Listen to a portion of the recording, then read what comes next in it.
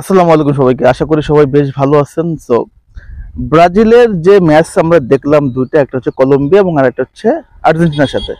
So first যে ম্যাচটা ছিল সেটা হচ্ছে কলম্বিয়ার সাথে।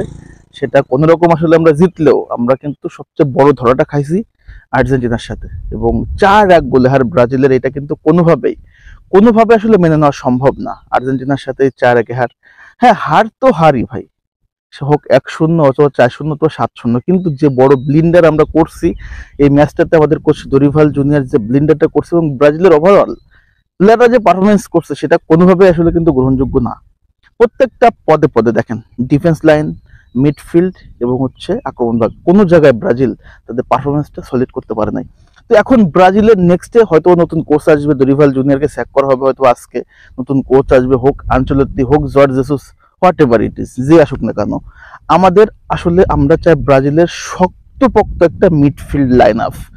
মিডফিল্ড দিয়ে যে আসলে প্রতিপক্ষকে কতটা ঘায়েল করা যায় সেটা কিন্তু আর্জেন্টিনা দেখাই দিছে। তাদের 4টা মিডফিল্ড, এবং সেই 4টা মিডফিল্ডে প্রতিপক্ষকে একদম ডিস্ট্রয় করে ফেলছে। ব্রাজিলকে তো মিডফিল্ডে ঘায়েল করছে।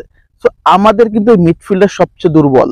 যেখানে ব্রাজিল মাত্র 2টা মিডফিল্ড নিয়ে খেলছে, সেখানে আর্জেন্টিনা 4টা মিডফিল্ড নিয়ে খেলছে।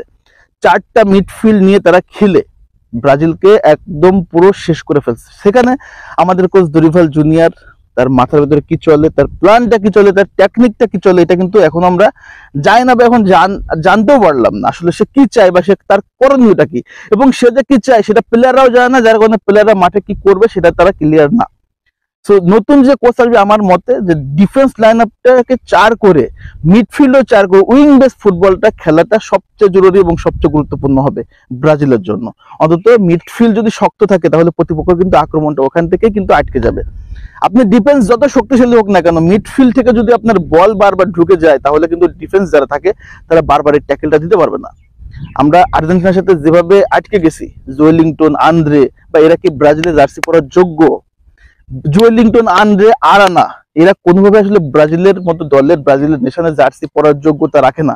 এবং এই যোগ্যতা করে দিচ্ছে কে? Dorival junior. আপনি যখন একটা অযোগ্য ব্যক্তিকে দলে ঢুকাবেন তখন তাদের আসলে পারফরমেন্স পাবেন না। যেখানে আর্জেন্টিনারা দলে আসার পর কি পারফরমেন্সটা করতেছে, দুর্দান্ত করতেছে।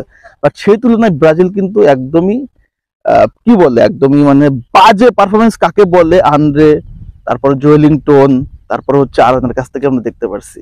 সো আশা করব ব্রাজিলের নেক্সট যিনি কোচ হবে, সবচেয়ে বেশি ইম্পর্টেন্ট যে কাজটা করবে, মিডফিল্ডটাকে শক্তিশালী করে মিডফিল্ডের নেতৃত্ব বাড়ায় এবং ক্যাসেমিরোর মতো একটা ক্যারেক্টার ফিরে নিয়ে আসে। বুনো গুমারেজ এবং ক্যাসেমিরোর মাধ্যমে কিন্তু মিডফিল্ড যেন শক্তিশালী করতে পারে, এবং এটা হবে আমাদের ব্রাজিলের সবচেয়ে ইম্পর্টেন্ট জায়গা। তো দেখা যাক কি হয়। আশা করি ব্রাজিলের যে নতুন কোচ হবে সে ভালো কিছু করবে। তবে যাই করুক, ব্রাজিল আবারও আগের জায়গায় ফেরত আসুক, এটা কিন্তু আমার আপনার সকলের চাওয়া। আশা করি ফিরবে, দেখা যাক কি হয়। সো আপনাদের মতামতটা কি আসলে অবশ্যই কমেন্টস করে জানিয়ে দেবেন। সবাইকে ধন্যবাদ। আল্লাহ হাফেজ।